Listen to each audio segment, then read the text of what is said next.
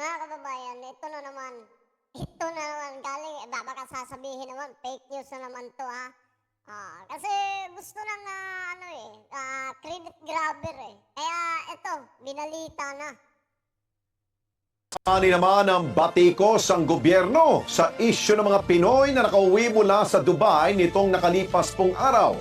Paglilinaw ng mga nakauwing Pinoy, sila ay mga Filipino travelers na Filipino traveler pala. Hindi pala yung mga nagtatrabaho doon sa Middle East. Aray ko naman. Pero bakit ang kumakalat sa social media, ganito, ganyan? Na pasalamat sa Philippine government ko, no? Aray nako! Yung administrasyon, inutil ngayon. Wala tayong aasahan. Yung mga OFW, hindi na umaasa dyan. stranded at hindi mga OFWs na nakauwi sa pamagitan Baka sabihin nyo, fake news na naman yan. Baka sabihin nyo, AI na naman yan na nagsasalita. Binubuking kayo. ng repatriation program ng pamalaan.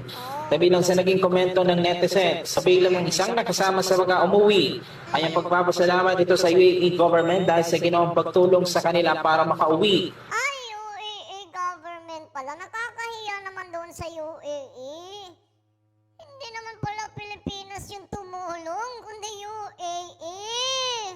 At saka, hindi naman siguro tutulong yung natin dyan. Kasi ang alam ko kapag maglalabas ng pera, kapag maglalabas ng pera ang administrasyon, hindi sila papayag sa mga ganyan. Dapat papasok sa bulsa nila, hindi lalabas.